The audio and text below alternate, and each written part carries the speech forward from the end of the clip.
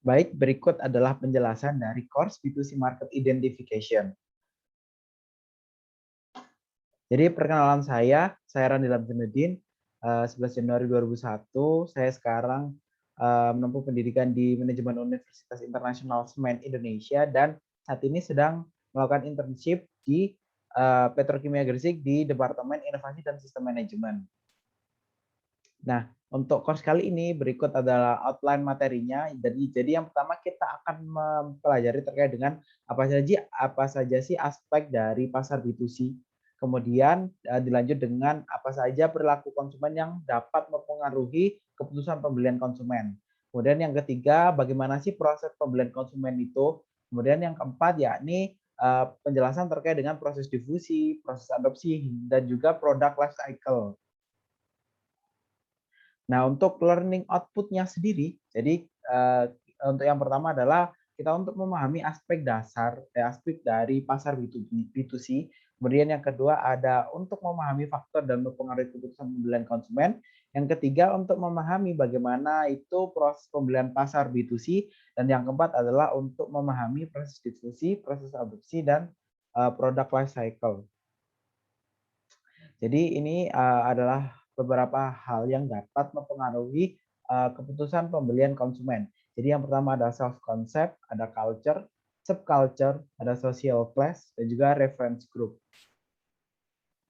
Nah, untuk self concept sendiri itu adalah di mana self concept itu sampai batas tertentu akan perilaku individu itu dipengaruhi oleh konsep diri mereka sendiri. Nah, individu itu juga bertindak dan juga bersikap sesuai dengan pandangannya dan juga kepercayaannya sendiri atau self concept sendiri memiliki 3 komponen utama, yakni the ideal self, yakni bagaimana sih diri idealnya mereka itu seperti apa.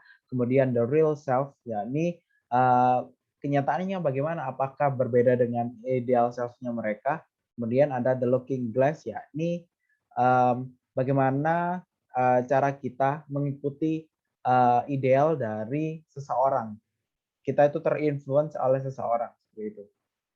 Kemudian ada yang kedua ada culture, yakni di budaya sendiri adalah totalitas kepercayaan, nilai, dan kebiasaan sekelompok orang yang diwariskan kepada generasi berikutnya. Nah, bagaimana kita memandang dunia, terus apa yang kita lihat dan juga rasakan, kemudian apa yang kita hargai, dan juga bagaimana kita menanggapi lingkungan kita, semuanya didasarkan pada budaya yang diikuti. Nah, contohnya sendiri, misal budaya budaya di Indonesia, budaya petani di Indonesia, karena di Indonesia sendiri adalah masih banyak sekali lahan untuk menanam sawah atau berladang, itu kan membuat budaya Indonesia ini masih menggunakan pupuk, seperti itu kan, menggunakan pupuk untuk tanah, meskipun tanah di Indonesia ada beberapa yang kurang subur. Nah, maka dari itu para petani di Indonesia menggunakan pupuk untuk lebih mensuburkan tanahnya dan untuk lebih memperkaya zat-zat alam untuk lebih menghasilkan produk pertanian yang unggul seperti itu. Kemudian ada subculture, yakni sama seperti budaya, namun ini tuh lebih variasi yang di dalam sebuah budaya seperti itu. Nah, misalnya nih kan di Indonesia nih ada banyak budaya Indonesia satu, kemudian di dalam budaya Indonesia itu kan ada banyak banget budaya-budaya lagi, entah itu yang dibedakan dari kebangsaan, agama, ras, dan juga wilayah geografis. Nah, untuk contoh sendiri pertanian di Indonesia mungkin bisa dilihat di gambar, yakni ada yang di Bali sendiri punya budaya di mana subculture-nya itu para petani di sana itu memetakan sawahnya tuh menggunakan terasering dan itu berbeda dengan pulau-pulau di lain Bali, yakni yang mayoritasnya adalah dataran yang datar seperti itu.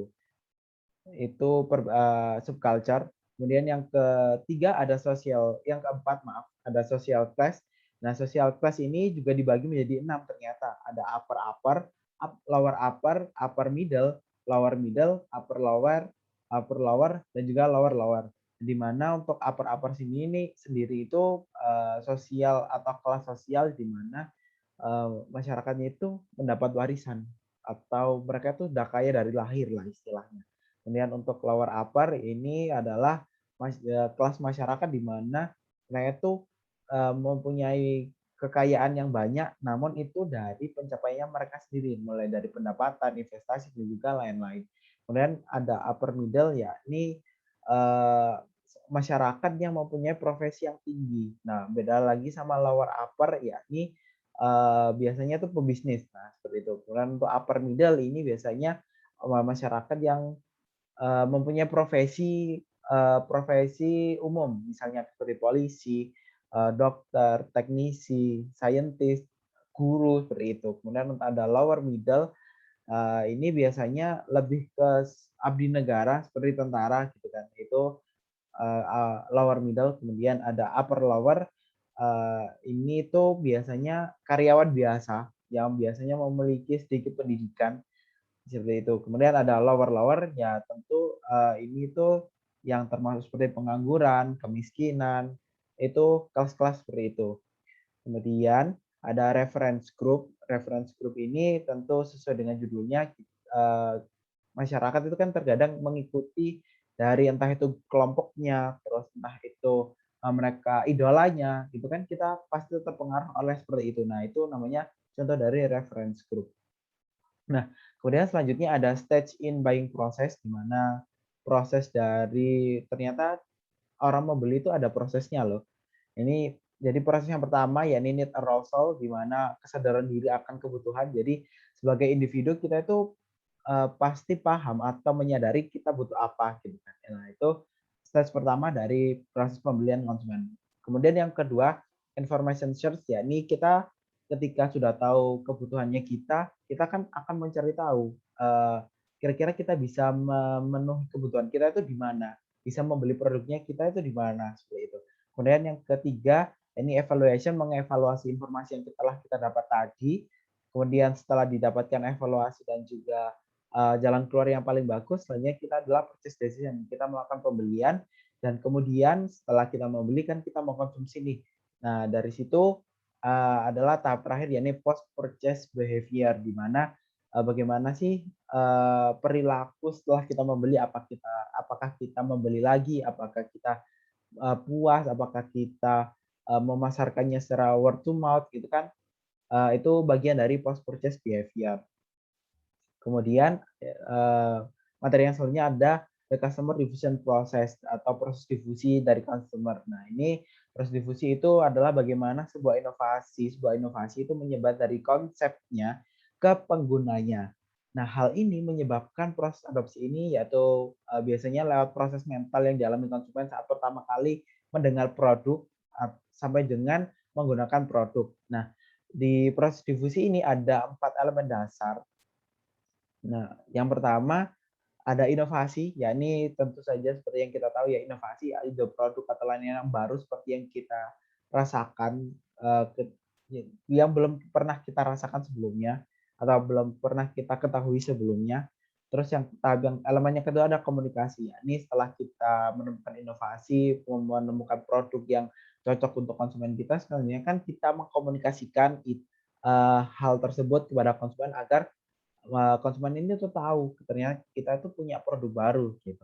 Kemudian yang ketiga ada social system. Nah, ini faktor eksternal yang bisa mempengaruhi dari difusi proses ini, yakni misal nih social systemnya adalah perusahaan-perusahaan lain. Apakah perusahaan lain itu bebarengan memunculkan produk-produk baru yang serupa. Nah, itu perlu kita perhatikan agar kita sendiri tidak rugi dan kita juga dapat meraih tujuan kita ketika kita melakukan pemasaran untuk mengkomunikasikan produk barunya kita. Kemudian yang keempat ada time, yaitu waktu. Nah, waktu ini mengacu pada jumlah waktu setelah pengenalan sampai seseorang atau perusahaan itu mengadopsi produk atau jasa baru kita. Misal nih, kita punya produk pupuk baru. Nah, kira-kira dari kita launching nih sampai produk kita itu dipakai konsumen dalam jumlah besar itu berapa lama? Terus berapa lama sih konsumen itu bisa memahami isi kandungan-kandungan dari pupuk barunya kita, terus bisa memahami harga yang lebih tinggi dari pupuk baru kita dan produk lama kita itu selisihnya lebih tinggi itu, konsumen itu paham itu sejauh mana dan selama apa gitu. Baik, selanjutnya yakni kategori pengadopsi suatu inovasi dari waktu ke waktu. Nah, Ini adalah sebuah grafiknya. Grafiknya ini nanti berhubungan sama product life cycle. Nah, di mana kalau ini adalah kategori di mana si pengadopsi sebuah inovasi ini masuk dari waktu ke waktu. Nah, misal nih untuk yang pertama ada inovator. Nah, ketika ada di awal produk, adopsi inovasi produk yang baru itu masih sedikit, teman-teman. Nah, seiring berjalannya waktu sebuah inovasi itu kan selalu berkembang, ya kan, berkembang menjadi titik puncak dan juga nanti turun. Nah, nanti akan dijelaskan lebih rinci di product life cycle. Nah, dari masing-masing step itu ada banyak sekali adopter yang masuk gitu kan. Dari mulai inovator, awal produk baru berarti yang masih sedikit, terus mulai beranjak lebih baik lagi itu mulai banyak lagi yang masuk, terus lebih baik lagi itu mulai banyak lagi yang masuk, mulai banyak tahun lagi yang masuk, dan sampai produk itu sudah stagnan, tidak bisa dikembangkan lagi, maka itu ada tahap terakhir dan lama-kelamaan bakal mati. Nah, untuk step by step-nya ada di sini, teman-teman. Yakni life cycle product. Nah, di mana life cycle product ini ada 4 tahap, yakni introduction, growth, maturity, stabilization, dan decline. Nah, di mana introduction ini masih tahap inovator tadi, masih tahap pengembangan, kemudian dilanjutkan setelah tahap pengembangan itu berlanjut, akhirnya kan lebih berkembang lagi tuh produknya. Nah, setelah berkembang lagi mendapatkan titik puncak pasarnya, jadi berada di titik puncak pasarnya. Nah, dari situ terkadang sebuah produk itu susah untuk diinovasi kembali dan lebih baik memilih inovasi yang baru daripada melanjutkan inovasi yang lama ini yang udah ada di puncak ini. Nah, dari situ sebuah produk biasanya akan dibiarkan mati atau akan dibiarkan tidak akan berlanjut kembali seperti itu, dan akhirnya nanti menghilang dari pasar dari waktu ke waktu gitu. Nah, untuk kesimpulannya, sebagai seorang pengusaha atau pemasar, kita itu perlu mengetahui ini lebih banyak tentang calon pelanggan yang akan kita bidik. Nah, kita juga perlu mengetahui bagaimana sih karakteristik lingkungan calon konsumen kita untuk dapat membuat strategi yang tepat dan sesuai dengan produk kita. Nah, selain itu, kita juga dapat membuat strategi pemasaran dan juga strategi produk yang dapat meningkatkan peluang keberhasilan produk kita bagi konsumen dan menjadi pemimpin pasar dari sesuai sama kategori dari produk yang kita miliki seperti itu. Nah, sekian dari saya. Terima kasih.